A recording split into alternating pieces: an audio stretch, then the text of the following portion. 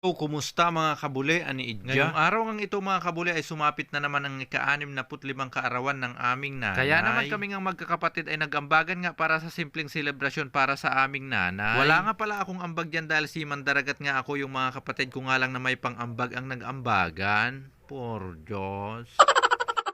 Habang kinakantahan nga namin dito ang aming nanay na happy na birthday pa, ay maikwento ko na nga rin muna sa inyo mga kabuli ang aming simpleng pamumuhay noon. Kami nga pala mga kabuli ay siyam na magkakapatid na kamuntik nang maging isang dosina na anak ni Lucy Pigaw Kabansag at ni Leoperto Sister Ularte. Sa sobrang hirap nga ng buhay noon, naranasan nga naming mag-ulam ng sinabawang asin at yung kanin na pinagkapagkal na sinasawsaw sa bagoong. Meron pa nga noon isang araw, umaga, tanghali, gabi, ang kinakain namin ay lugaw. Ang trabaho nga pala ng aming tatay noong nabubuhay pa siya ay karpintero lamang. Tuwing sumasahod nga ang aming tatay noon sa kanyang trabaho, ay ang aming nanay naman agad nang dumidiretso sa tindahan para magbayad ng utang para makapangutang At ulit. pagka-uwi nga ng aming nanay noon galing sa tindahan, ay meron na ngang bitbit na tinapay na paborita, balintawak, at yung pahaba na tinapay na ang tawag namin noon ay buto-buto. Sa sobrang dami nga naming magkakapatid, talagang kinukulang ang sahod ng aming tatay, kaya naman shout out sa mga tindahang nagpapautang sa amin noon. Malaking pasasalamat nga namin sa aming mga magulang, kahit napakarami nga naming magkakapatid ay napalaki nga nila kami ng maayos at may takot sa Diyos. Ngayong malalaki na nga kaming mga magkakapatid, ay gagawin nga namin lahat para makabawi nga sa mga sakripisyo ng aming mga magulang. Kahit simpleng okasyon nga lang itong aming ginanap sa kaarawan ng aming nanay, alam namin na napasaya namin siya. Akala nga ng aming nanay magbo-birthday siya ng tuyo dahil hindi nga umuwi agad itong aking mga kapatid. Umuwi lamang sila nung birthday na ng aming nanay. Hindi naman sayaw naming magpakain sa aming mga karuba at mga kasinsin, dahil dito nga namin ginanap sa restaurant ang kaarawan ng aming nanay. Biglaan lang din naman kasi itong uwi ng aking mga kapatid, kaya hindi na nga namin naasikasong magluto sa aming bahay, kaya dito na nga namin ginanap sa restaurant.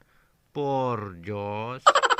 Hindi na nga kami masyadong lumayo para kumain, at bakit pa nga kami lalayuin? Nandito na nga lang sa malapit itong The Kitchen Core na matatagpuan lang dito sa aming lugar, Barangay Arnedo. Kaya naman kung tinatamad nga kayong magluto kagaya namin, ay pumunta na kayo dito sa The Kitchen Core, dahil ipagluluto nga nila kayo ng gusto nyong pagkain, basta ihanda nyo lang yung pambayad. Bukod sa napakasarap nga rin ang pagkain nila dito at hindi rin nakakabutas ng bulsa, siguradong uuwi kayo ng busog ni Burakya. Balik na nga tayo dito sa video, at pas marami pa nga ang kinuha kong ulam kaysa sa kanin. Madalang lang din kasi dumarating sa aming buhay ang ganitong karne. Dahil kapag sa bahay nga ay kunaanan ko na ako noon, dahil ako nga ay mangunguna. Shout out nga pala sa mga katulad kong mangunguna dito sa Bulinaw, Pangasinan. Kita-kits po ulit tayo sa April dahil malapit na naman ang Mangunguna Festival. Nang matapos na nga kumain dito ang aming nanay, inutusan nga siya ng aming nakababatang kapatid. Ang sabi nga ng aming kapatid, makunin mo nga yung bag ko sa motor na may nakatago palang sorpresang money flower o flower money. Bahala na dyan basta may pira. Tuwang-tuwa nga yung aming nanay dito dahil meron na nga siyang pirang pangbayad sa inutang niyang pang-apros, yung pangpahid-pahid kapag may sakit, kuspakin. Gusto ko lang palang liwanagin mga kabuli, ang mga narinig nyo sa bidyong ito ay purong katotohanan, walang halong kabulastugan. Gusto ko nga lang ulit magpasalamat sa inyo mga kabuli sa inyong patuloy na pagsuporta at sa patuloy na panonood ng aking mga video. At sana bago matapos itong aking video mga kabuli, sana wag nyo namang kalimutang i-like at i-share para meron rin kayong pa-birthday kay Mader.